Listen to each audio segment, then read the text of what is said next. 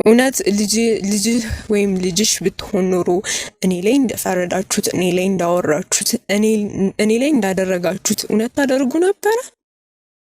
ማህበረሰቡስ እኔ ላይ ሲጠቋቁም ሲያወራ ልክ ነበር? ልክ አልነበረ?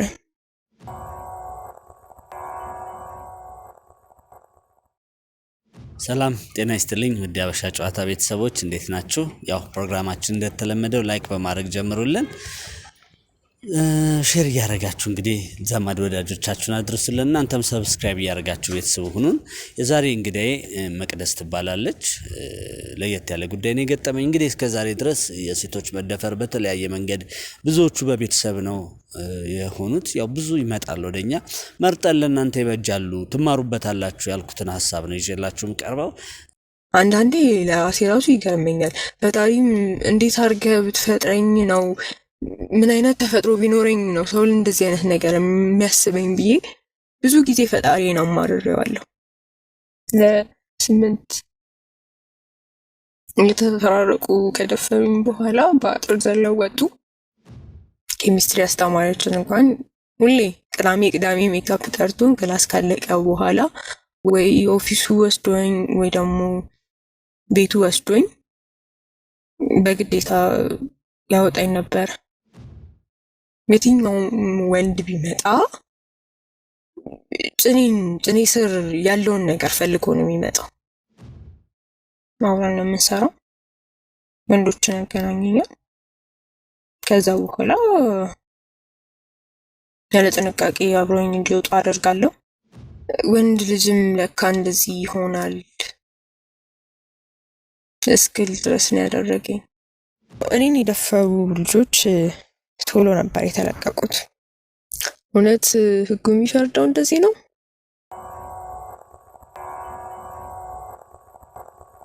ዛሬ እንግዲህ አንድ እንግዲህ አለችኝ መቅደስ ትባላለች። ከሷ ጋር እንጨዋወታለን።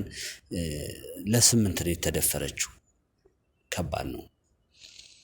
እንዴት ነው ይሄ የሆነው? ምንድነው በህይወቷ ውስጥ ተየደው ነገር? እስቲ እናንተ ስሜቱን ምንድነው የምትረዱ? ማለት ፔኑ እንዴት ነው የሚሰማችሁ? ትማሩበታላችሁ ብዬ አምናለሁ። ለትውልዳችሁም ጥንቃቄ አድርጉ። ሁላችንም ቢያንስ እህት ባይኖረን እናት አለንና ለምናደርገው ነገር ሁሉ በማስተዋል ይሁን። እንግዲህ ከመቅደስ ጋር ቆይታ አደርጋለሁ። መልካም ቆይታ።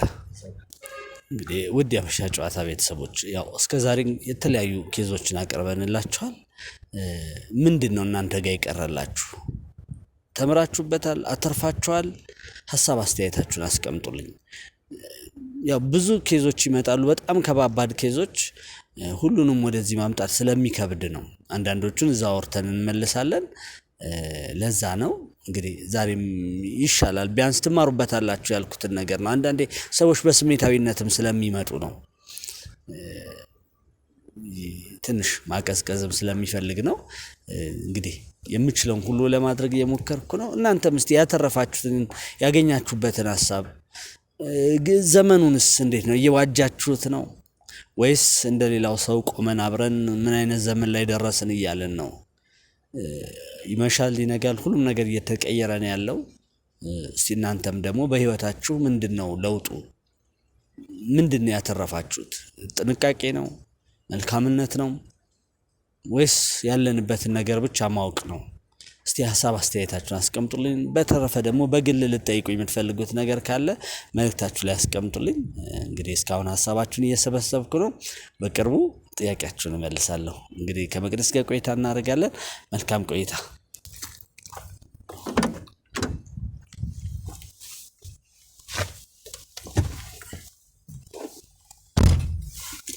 መቅደስ እንዴት ነሽ?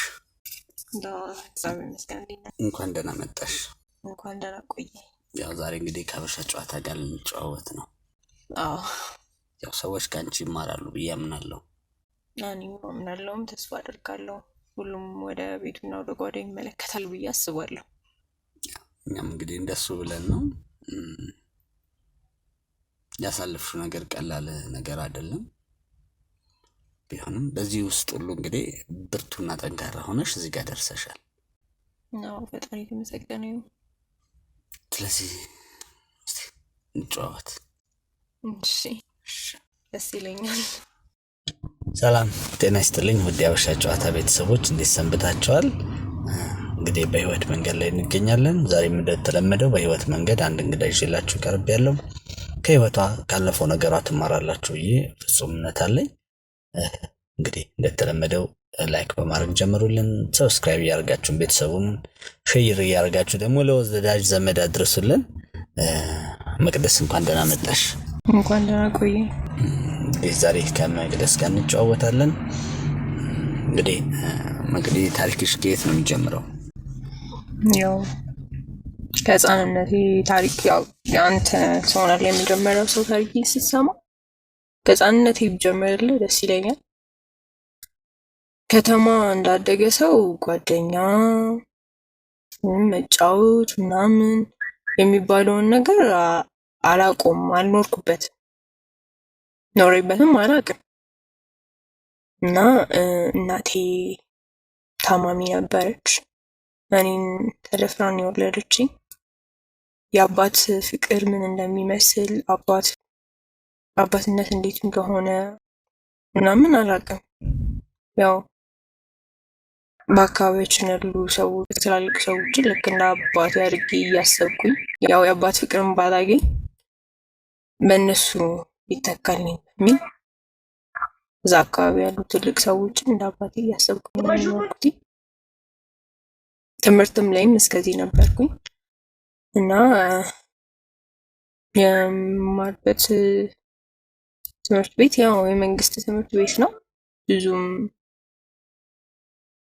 በትምህርቴ ጥሩ አልነበርኩ ማለት ዝም ብሎ ትምህርት ቤት መሄድ፣ ከዛ አስተማሪ ሲያወራ ሰምቶ መምጣት፣ ከዛ ወደ ቤት መመለስ፣ በቃ ይሄ ነው የኔ ህይወት። የራሴ የምላቸው ጓደኞች እንኳን አልነበሩም። ያው ከጥቂት ሰዎች ጋር ግባባ ነበር፣ ግን የራሴ የምላቸው ሰዎች የሉኝም። ጓደኛ ብዬ የምጠራው አብሮ አደግ ጓደኛዬ ነው ምናምን ብዬ የማስበው ሰው የለም። እና አንድ የሀፒ ግሩፕ የሚባሉ የዱርዬ ግሩፖች ነበሩና እነዛ ግሩፖች በጣም ይቀልዱብኝ፣ ያሾፉብኝ ነበር። ምክንያቱም በፊዚካልም በእድሜም ከነሱ በልጥ ስለነበረ ነው። እና በጣም የሆነ የተገፋ አይነት ስሜት እየተሰማኝ የተገፋ ህይወት እየኖርኩኝ ነው የምኖረው። እናቴ ጉሊት ነው የምሸጠው። ባለኝ አቅም እናቴን ላግዛት እሞክራለሁ፣ ግን እናቴን ከበሽታዋም ላድናት አልቻልኩም። ህይወቴን የሆነ የሚለውጥልኝ ነገር አጣሁኝ። ሁሉም ነገር ይሰለቸኛል፣ ተደጋጋሚ ምናምን ስለነበረ።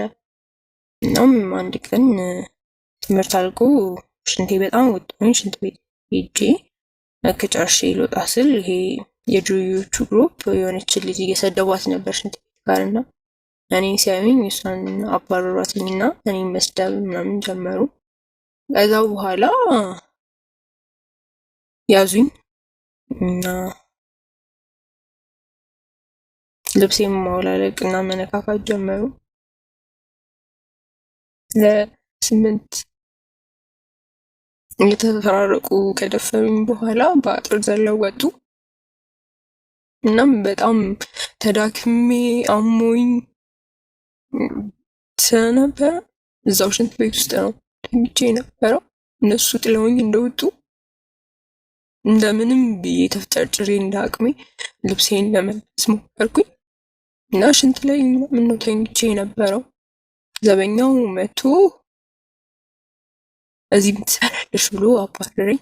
መሄድ እያቃተኝ እየታመምኩ እንደምንም ብዬ ወጣሁኝ። ዘበኛው ምንም ያለኝ ያዘነልኝም ምንም ነገር የለም። ከዛ ለ2 ተከታታይ ሳምንታት ትምህርት ቤት አልሄድኩም ነበር፣ ምክንያቱም በጣም ያመኝ ነበረ። እንዲህ ሆኖ የሃይስኩል ተማሪ እያለሽ ነው? አዎ፣ በጣም የሚያስጠላ ነገር ውስጥ ነበርኩኝ። ለ8 መደፈሩ የስነ ልቦና ጫና እያለው ያመኝ ነበር። ዋሽንት ምናምን ስሸና በጣም ያመኝ ነበር። በመከራ እያለቀስኩኝ ምናምን ነበር የምሸናው። መሄድ መራመድ ያቅተኝ ነበረ። ጸጥ ብሎ ነበር ደም የሚፈሰኝ። ብቻ ከባድ ሁኔታ ውስጥ ነበርኩኝ።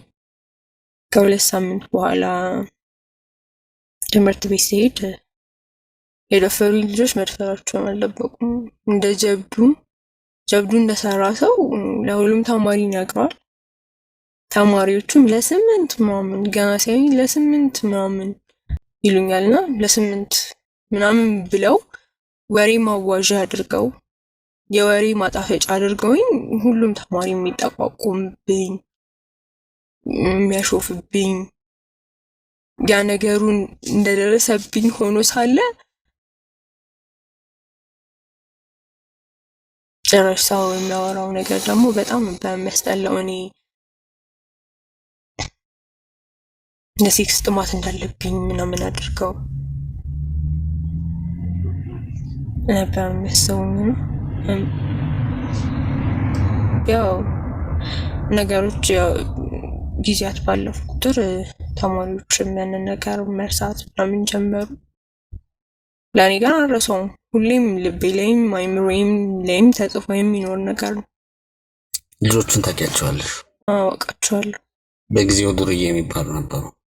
በጊዜውም አሁን ላይም ዱርዬ ናቸው። ያው ይህንን ነገር ስናገር ራሳቸውን እንደሚያውቁት አውቃለሁ። ማን እንደሆኑ በደንብ አድርገው ራሳቸውን ያውቁታል።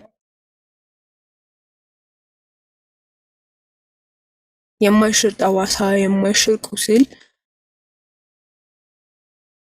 ልተወው የማልችለውን ነገር በሌላ ያስቀምጠው ሲሄዱት። እንግዲህ መቅደስ ያው የደረሰብሽ ነገር እንዲህ ማለት ውጭ ላለ ሰው ተመልካች ለሆነ ሰው ቀላል ሊመስል ይችላል፣ ትልቅ ነው። ዛሬ ላይ ቆመን ስናስበው ያው አልፏል። በህይወታችን ሁሉ ጊዜ የሚጻፉ ነገሮች አሉ፣ የማይጠፉ ብለን የምንላቸው ግን እንዳይጠፉ የፈቀድንላቸው እኛ ነን። አሁን ይህን ስልሽ ህመምሽን የደረሰብሽን ነገር እያቀለልኩ ሳይሆን የመጀመሪያው ነገር ያው ይህን ነገር መርሳት መቻል አለብሽ። ተጎርተሻል፣ በጣም ከባድ ነው፣ እንደምናስበው ቀላል አይደለም። ግን የዚህ ሁሉ ውጤት ዛሬውን ያለችውን መቅደስን ሊጎዳት አይገባም። ስለዚህ መተው በቃ ማለት መርሳት ይቻላል። ምክንያቱም ማናችንም ትላንትን ዛሬ ማድረግ አንችልም እና ይሄ ነገር ቀላል አይደለም። ቢሆንም ግን በቃ አልፏል። ዛሬ መቅደስ በሌላ ህይወት ውስጥ ነው ያለሽው። እዛ ጋር የጀመረው የጉዳት ህመም ግን ተከትሎሽ መጥቷል። ዛሬ መተው አለብሽ ይሄን ነገር በቃ አዲስቷ መቅደስ፣ ህመሟን የረሳሽ መቅደስ መሆን አለብሽ። እስቲ እንቀጥል። ህይወት ከዛ በኋላ እንዴት ነው የቀጠለው? ከዛ በኋላ ጭራሽ አስጠሊታ በመሰለ መንገድ ነው። ምክንያቱም ሁሉም ወንድ እኔ ስለምን ይቅርብኝ በሚል አይነት ስሜት ነው ይቀርበኝ። እኔን ለማጥቃት ሁሉም ሰው እኔን ለማጥቃት ኢቭን ኬሚስትሪ አስተማሪያችን እንኳን ቅዳሜ ሜካፕ ጠርቶን ሁሌ ቅዳሜ ሜካፕ ጠርቶን ክላስ ካለቀ በኋላ ወይ ኦፊሱ ወስዶኝ ወይ ደግሞ ቤቱ ወስዶኝ በግዴታ ያወጣኝ ነበር። ምክንያቱ ምንድን ነው? እና ያስፈራራኝ ነበር። ከትምህርት ቤት አባርሻለሁ፣ ውጤትሽን አበላሽብሻለሁ ምናምን እያለ እያስፈራራኝ የማልፈልገውን ነገር ያስፈጽመኝ ነበረ።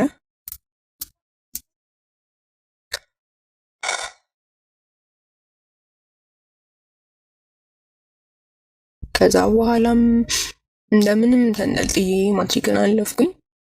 እናቴ ክረምት ላይ ሞተች። ህይወት ከዛ በኋላ ጭራሽ በጣም እያስጠላ መጣ። ምክንያቱም አዝሎ ያሳደገኝ የእናቴ ጓደኛ የሆኑ አንድ ቀበሌ ሹማምንት በእናቴ ቤት ለመኖር ቤታችሁ የቀበሌ ቤት ነበር? አዎ፣ በእናቴ ቤት ለመኖር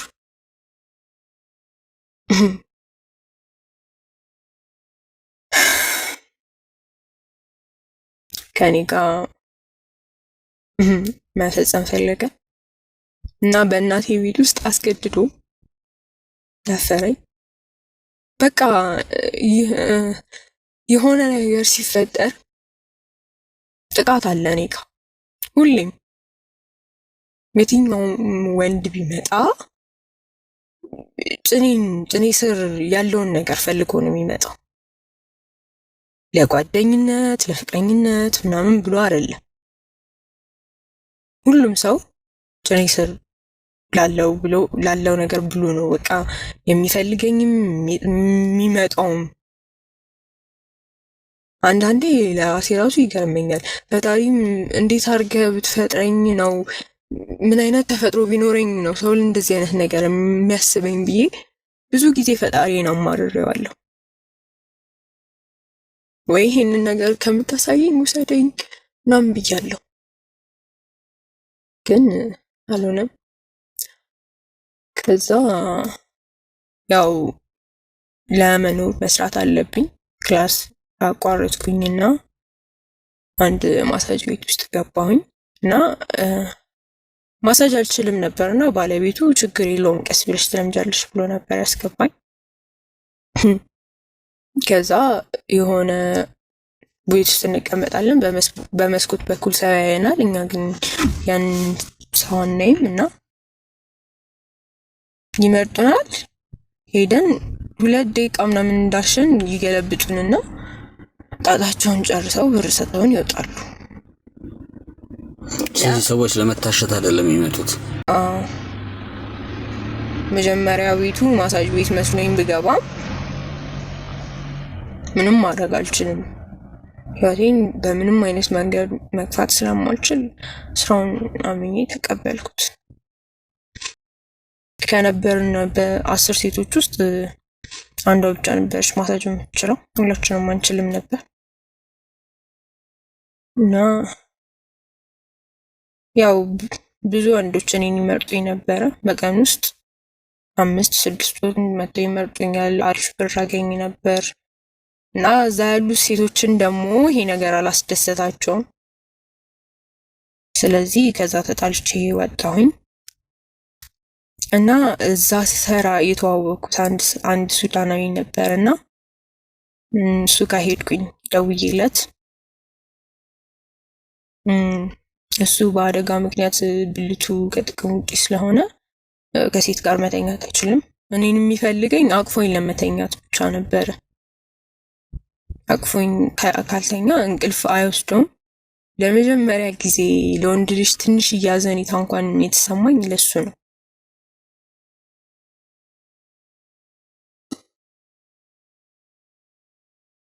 ከዛ ከቤቴ ራቅ ብዬ ተከራየው። የነበርሽበት ለቀቅሽ? አዎ፣ ከሱዳን ቤት በሽታ እንዳለበት ሲነገረኝ ለቅቄ ወጣሁ። ማለት ምንድን ነው የተነገረሽ? HIV/ኤድስ በደሜ ውስጥ እንደሚገኝ ሲነገረኝ። ታመሽ ነው ወይስ በምክንያት ልታውቂ ቻልሽ? ታምሜ ሆስፒታል ሄጄ ነው። ከዛ ቤት ተከራይቼ ወጣሁኝና የትኛውንም የአዳም ዘር ለመበቀል እቅዴን ማቀድ ጀመርኩኝ። እናም ከየትኛውም ወንድ ጋር ነው የምተኛው። በጣም ብዙ ወንዶችን ያወጡኝ ነበርና አሚት የሚባል የኔ ኤጀንሲ ያለው እሱ ነው የሚያገናኘኝ። ማለት ሰዎችን ነው የሚያገናኝሽ? አዎ፣ ሰዎችን ያገናኘኛል። ኮሚሽን ነው የምትከፊው? አዎ፣ አብረን ነው የምንሰራው። ወንዶችን ያገናኘኛል። ከዛ በኋላ ያለ ጥንቃቄ አብሮኝ እንዲወጡ አደርጋለሁ። በወንዶቹ ፍላጎት ማለት ነው? አዎ፣ በወንዶቹ ፍላጎት ነው። ያለ ጥንቃቄ አብሮኝ እንዲወጡ አደርጋለሁ እና በጣም ከብዙ ሰዎች ጋር ወጥቻለሁ። ኮርቼበት ምናምን አይደለም የምናገረው፣ የተበቀልኩ ስለመሰለኝ የነበረን ጊዜ ላይ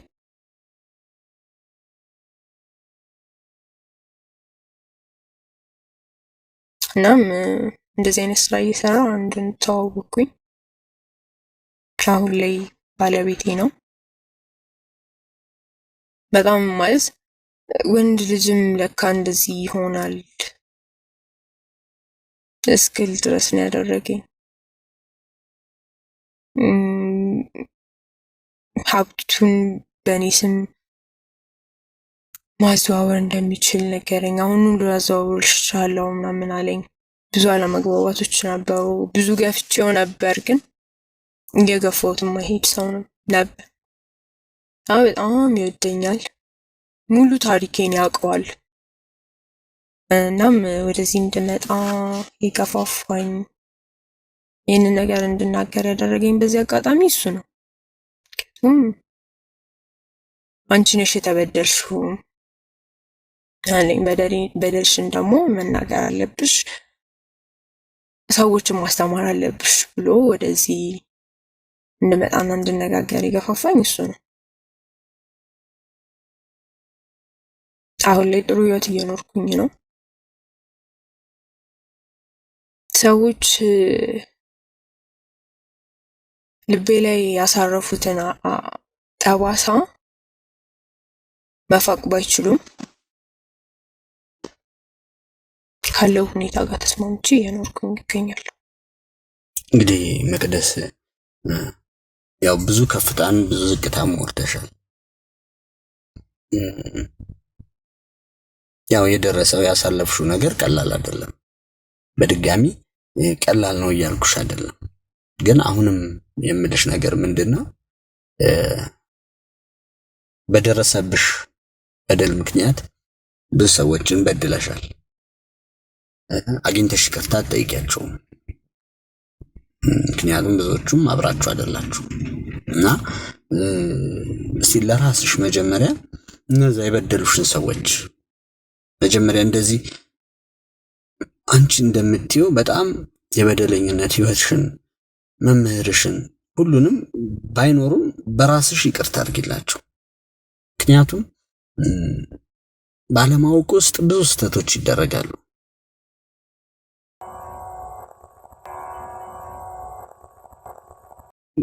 ብዙዎቻችን እንግዲህ ባሳለፍነው የህይወታችን መንገድ ውስጥ የየራሳችን ውጣ ውረዶች አሉ እና መቅደስም ዛሬ በህይወቷ ውስጥ የደረሰው ነገር ለዛሬው ማንነቷ ክፉ አድርጓታል። 1 ለ8 ብሎ መናገር በራሱ ይሄ አባባሉ ራሱ ካለማወቅ የተነሳ ብዙዎቻችን ልንለው እንችላለን። ግን መቅደስን ዛሬ እንዲህ አይነት ሰው እንድትሆን ካደረጋት አንዱ ምክንያት ያ ነው። አልተራራላትም፣ አልታዘነላትም። ማህበረሰባችን ለዚህ ያለው ነገር አመለካከቱ ጥሩ አይደለም። ከጎጂው ይልቅ ተጎጂው ላይ ነው የምንበረታውና እስቲ ሁላችንም ያሳለፍነው ማንነት በኖርንበት በህይወታችን ውስጥ በእንዲህ አይነት ውስጥ ያለፉ ሰዎችን ምን ያህሎቻችን በንግግራችን አድምተነዋል?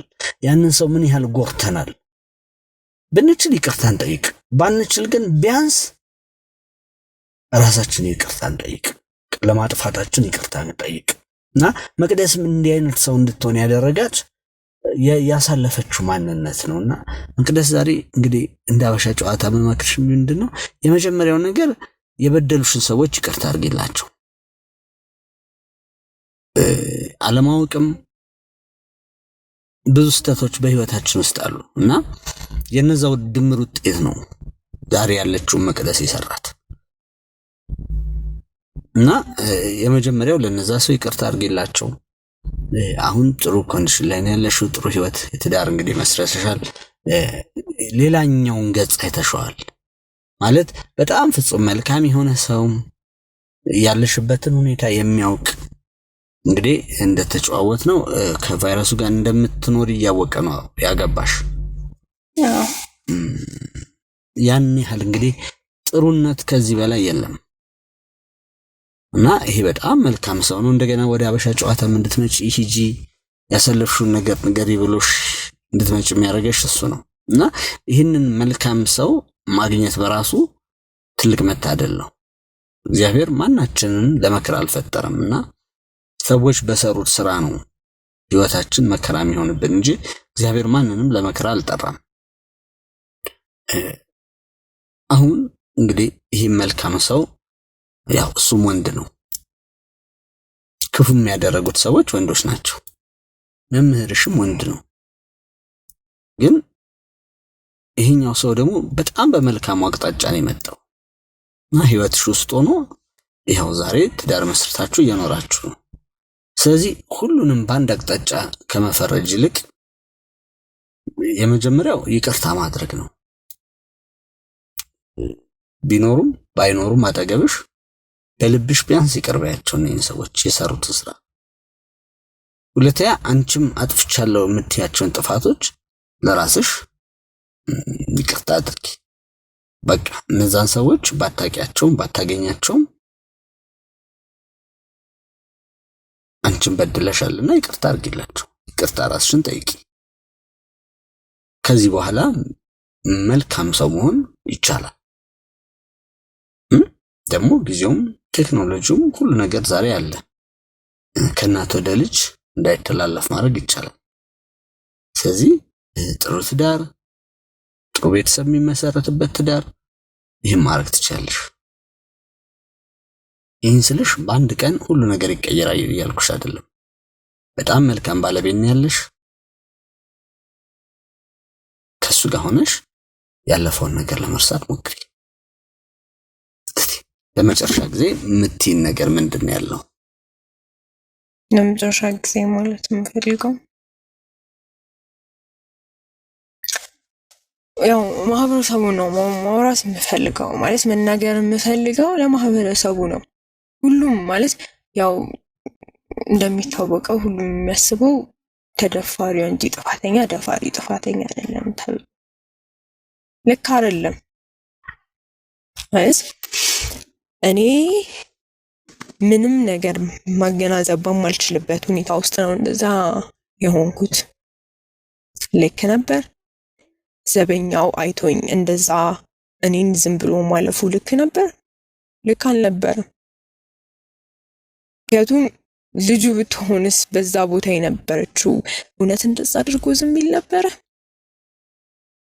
ማህበረሰቡስ እኔ ላይ ሲጠቋቁም ሲያወራ ልክ ነበር? ልክ አልነበረም። ሁሉም የጓዳው ማስታወስ አይፈልግም። ልጄስ ብትሆን እንዲሆነችው ወይንም ደግሞ እህቴስ ብትሆን እንደዚህ ሆነችው፣ ልጄስ ብትሆን እንደዚህ ሆነችው ብሎ የሚያስብ ማህበረሰብ አይደለም ያለው። እና እንደዛ ብታስቡት በጣም ደስ ይለኛል። እውነት ልጅህ ወይም ልጅሽ ብትሆን ኖሮ እኔ ላይ እንደፈረዳችሁት፣ እኔ ላይ እንዳወራችሁት፣ እኔ ላይ እንዳደረጋችሁት እውነት ታደርጉ ነበረ? አታደርጉም ነበር። ግን እኔ ማንም እንደ ልጁ ማንም እንደምኑ ምኑም ስላላሰበኝ ነው እንደዛ የሆንኩት። እና አዋቃችሁ ሰው ላይ ለመፍረድ አትሩጡ። በእኔ ጫማ ውስጥ ሆናችሁ እስካላያችሁት ነገሩን ወይንም ደግሞ በሌላ ሰው ጫማ ውስጥ ሆናችሁ እስካላያችሁት ነገሩን በሙላ ቶሎ ለመፍረድ ባትቸኩሉ በጣም ደስ ይለኛል።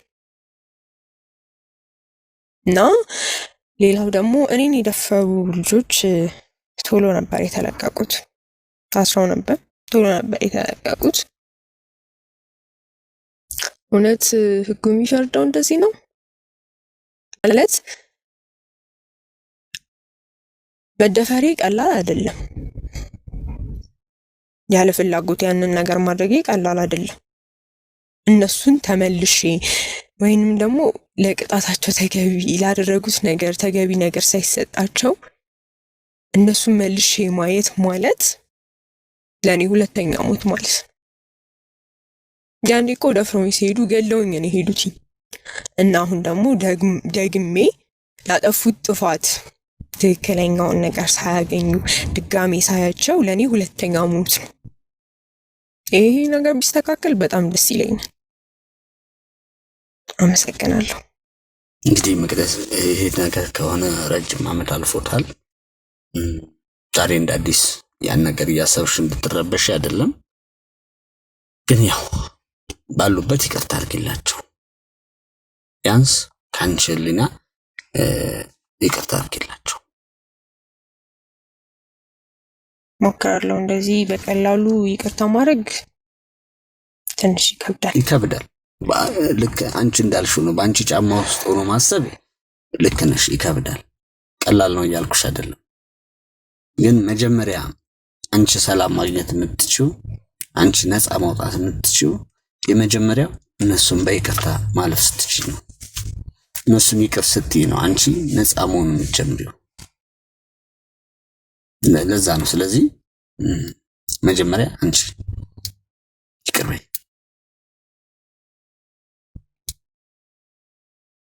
ዛሬ ያለልሽ አስቢበት፣ አስቢበትና ይቅርታ ትልቅ ነው። እንግዲህ የሀበሻ ጨዋታ ቤተሰቦች እዚህ ላይ ምን ሐሳብ አላችሁ? ሐሳብ አስተያየታችሁ እንደተለመደው መልእክት ሳጥን ውስጥ አስቀምጡልን። ሁላችንም እንግዲህ የኔ የት ብትሆን የኔ ልጅ ብትሆን የሚለውን ነገር ወደኋላ እንበለው። ድሮ ሩቅ የነበረው ግፎች ዛሬ ወደ ቤታችን ቀርበዋል። እንግዲህ እዚህ ጨዋታ ላይ ብዙ ነገር እየሰማችሁ ነውና ሩቅ አይደለም ክፉ፣ ሩቅ አይደለም ክፉ፣ ቅርብ ነው ያለውና ውድ የሀበሻ ጨዋታ ቤተሰቦች እንግዲህ ከክፋት ጋር አብረን አንቁም። በዘመናችን ሁሉ በይቅርታ እንለፍ። ያለፈው አልፏል። ነገን የተሻለ ለማድረግ ግን እንበርታ። ታላቁ መጽሐፍ እንደሚለው የኋላውን ትቼ የፊቴን ለመያዝ እጄን እዘረጋለሁ ተብሎ እንደተጻፈ ያለፈውን ነገራችንን እየተውን የወደፊቱን ለመያዝ እንሞክር። ዛሬ እንግዲህ መቅደስ ጋር ነበር ይሄን ያለ የተጨዋወት ነው። በቀጣይ ከሌላ እንግዳ ጋር እስከምንገናኝ ድረስ የሚገርም ሳምንት፣ በጣም የምትለወጡበት የምትሳካላችሁ ነገር ሳምንት እንዲሆን ምኞቴ ነው። ሐሳብ አስተያየታችሁን በተለመደው የመልእክት ሳጥናችሁ አስቀምጡልን። ለመቅደስ ይበጃል የምትሉትን ሐሳብ ንገሯት። እንደምትሰሯት አምናለሁ። መልካም የሥራ ሳምንት ይሆንላችሁ። ይህን ፕሮግራም ያዘጋጀሁት እኔ ዘላለም ነበርኩ። እግዚአብሔር አብዝቶ ሀገራችንና ምድራችንን ይባርክልን። አመሰግናለሁ።